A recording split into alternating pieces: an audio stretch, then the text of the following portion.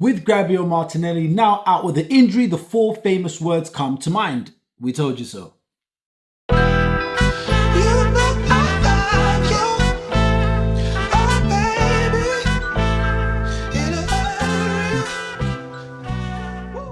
What's good, guys? Welcome back to All About Arsenal. If you're a returning Gooner, you're welcome to my channel. If you're a new time Gooner, hit that subscribe button and like, and let's get into it. So, Gabriel Martinelli is out for more than 1 month with a hamstring strain as injuries worsen. Gabriel Martinelli was substituted just before halftime during Arsenal's Carabao Cup semi-final leg defeat to Newcastle on Wednesday. The 23-year-old joins Arsenal forward Bukayo Saka and Gabriel Jesus on the sidelines. Arsenal did not make a signing in the January window. I love how the way Sky News just actually puts it out there. Arsenal did not make a signing.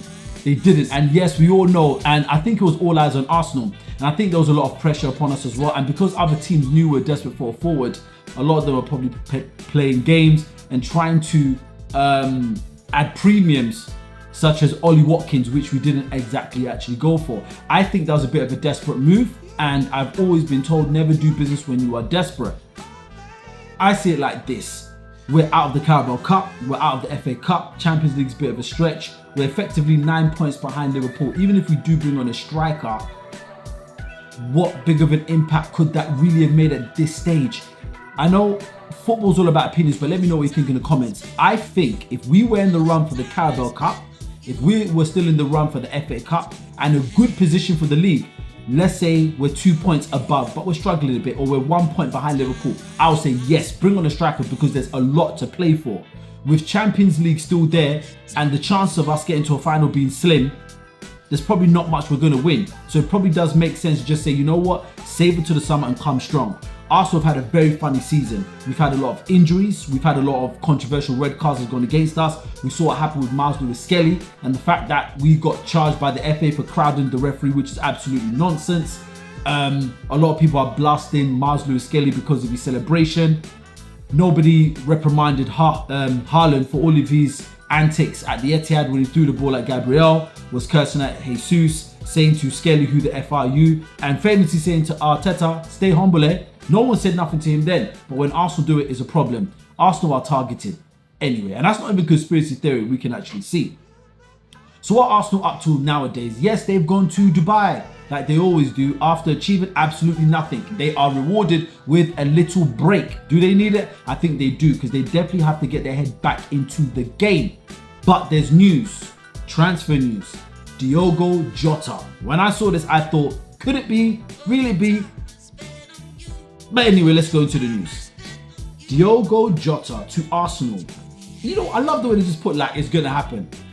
Let's read it. So, here's what it says. It says Recruitment Pro reveals his place on Arteta's short list. Now, let's get into the news.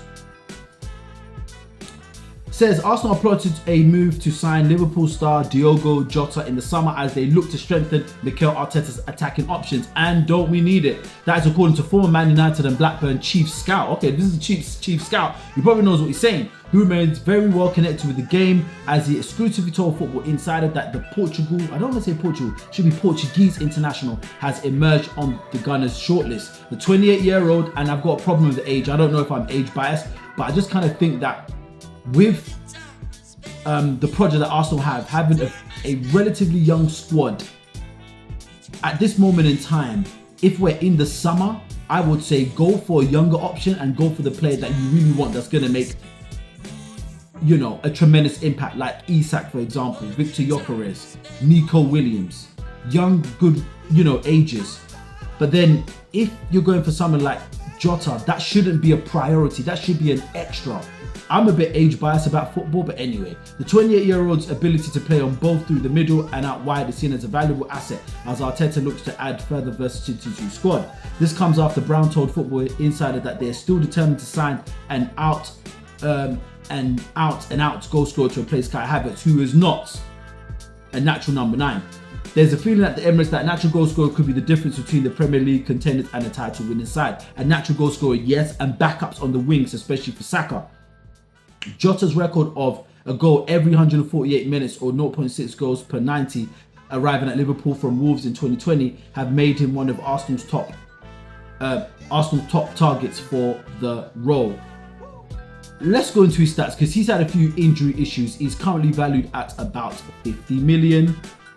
And as you can see, he's predominantly plays as centre forward, but he can also play on the left and the right wing, which is good for versatility. However, so far, two appearances in the FA Cup and 1 goal. For me, I don't know. This doesn't look very, very convincing, or am I looking at the wrong thing?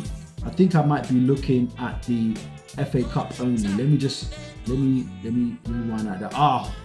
Wait. As I say, hold on. Okay, check it. Now, right. Apologies, Jota. I didn't do you justice. It's actually 21 appearances and 8 goals. Okay. And 2 assists. So he's had 10 contributions in 21 games. So yeah, he's contributing in half of the games he plays for, which is a decent record. It's not black, it's not mind-blowing, but it is decent. I do think he's experienced. He's a good finisher. But the question is, will this happen? I do not think so. And the reason I don't think so, Liverpool and Arsenal are going to be our rivals now. You know, we expect Liverpool to win the league. And I don't see them in the summer saying, yeah, take Jota. Yeah. And selling him to one of the rivals. I don't see it happening. He's contracted until 2027. Another reason why I don't see it actually happening. He's a very good natural goal scorer. And with the possibility of Salah leaving, is a possibility that they're going to want to hold onto Jota. So I don't see that happening. Next news, William Saliba. So Real Madrid have reared their ugly head once again. And who are they after? They are after our very own William Saliba. So let's get into the news. So I have here, now William Saliba could only laugh as Arsenal fans begged him to stay in the Premier League and turned down a big money transfer to Real Madrid. One of the best defenders in the world right now, Saliba is once again enjoying a fine season at the Emirates, even if Arsenal look to miss out on silverware. I love the way these guys just have to chip it in. The French, I don't know how to say France, the French international has formed a formidable centre-back partnership with Gabriel Magalhaes. 100% they are the best centre-back pairing, with the Gunners boasting the second best defensive record in the Premier League and Champions League.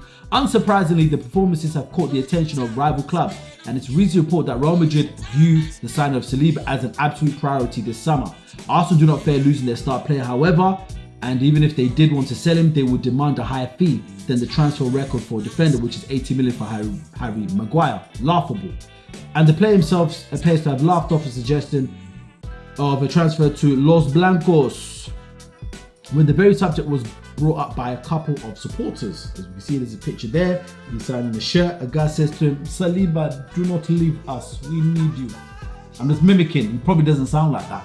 And as you can see, he's chuckling a bit in the picture as well. Question is, would Saliba go? At this time, he's not going to go. Trust me, he's not going to go. I do believe next season, if Arsenal do not win any silverware, he's going to leave. Because Madrid will come knocking again. And they're going to say, listen, your team ain't doing nothing for you. Yes, we respect the fact that they have brought you into prominence. They gave you a chance. They've practically pushed you into superstardom as a defender on the international stage. You're French international. That's because Arsenal put you on the map. However, look at your cabinet. There's cobwebs, there's collected dust.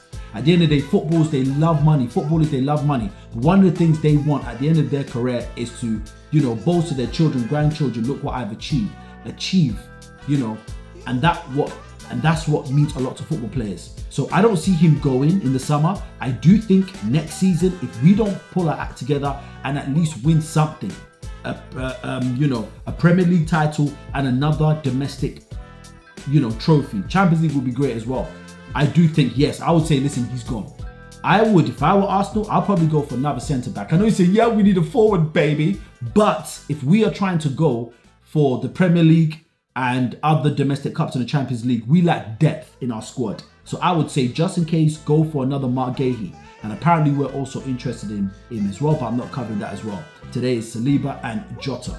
And let me know what you think in the comments. William Saliba, will he leave this summer? I do not think so. If you do think he will leave, let me know what you think in the comments. Leave a comment for me. But that's all for me today. And I pray that Arsenal come back a bit revived. And to be honest, the only thing we can realistically win is the Champions League. But what's the odds of us winning the Champions League with all these injuries? I don't know. Until the next time, Peace.